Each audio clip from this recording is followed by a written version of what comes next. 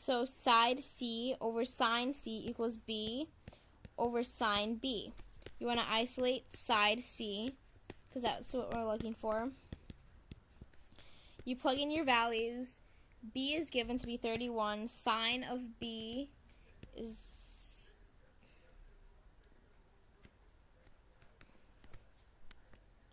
Here we go. From here, what we figured out before. So sine 64.8 multiplied by sine, what did we get for angle C? We got 94.7. So 94.7. You plug this all into your calculator.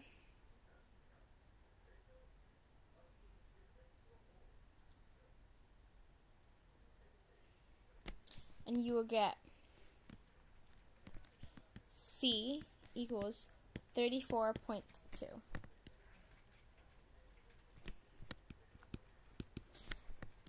For the sides, you don't need to use the inverse. So let me write a note here. For finding sides,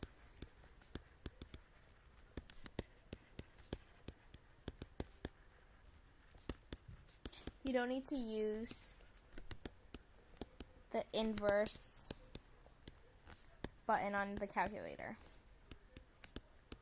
That's only when you're finding angles.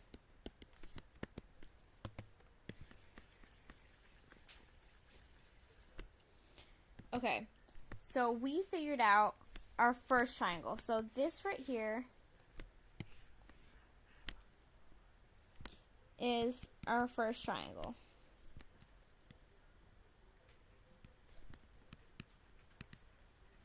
Remember from the relationship that we found here, there will be two triangles. So we use the same information from here that's given to us. So this is going to be our second triangle.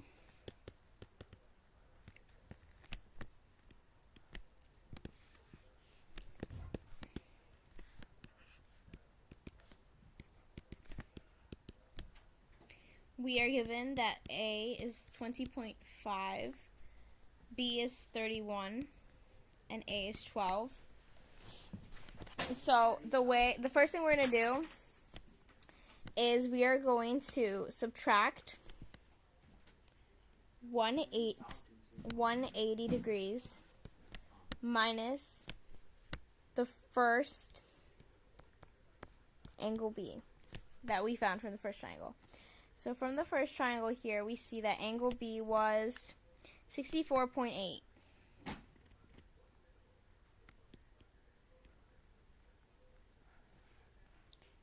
Where did everything just go?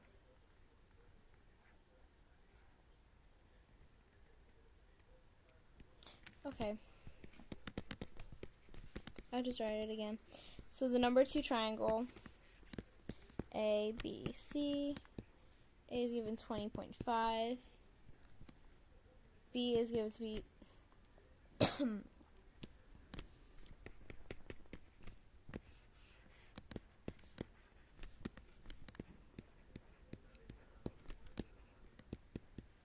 B is given to be 31, and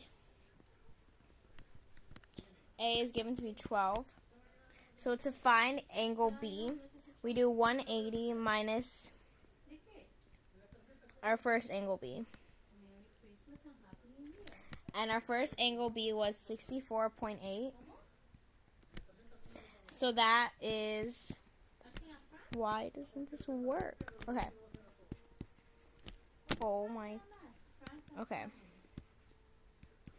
180 minus 64.8 is 115.2. So we could write that in. Oh my freaking gosh. 115.2.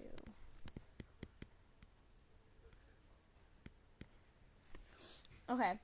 And then to find angle C here, 115.2 plus 20.5. And then you get 7. I did not align my numbers that well. 180 minus 135.7 will give you 44.3. So that's what angle C2 is equal to. So now you could write that in here. Angle C is 44.3. So the last thing we need to find is side C.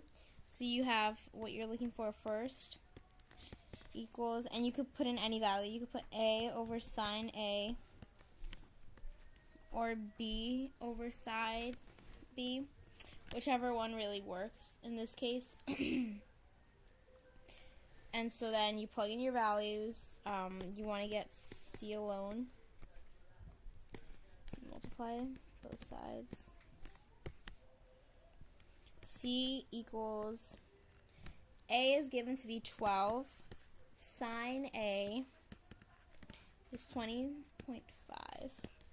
And then sine C is 44.3.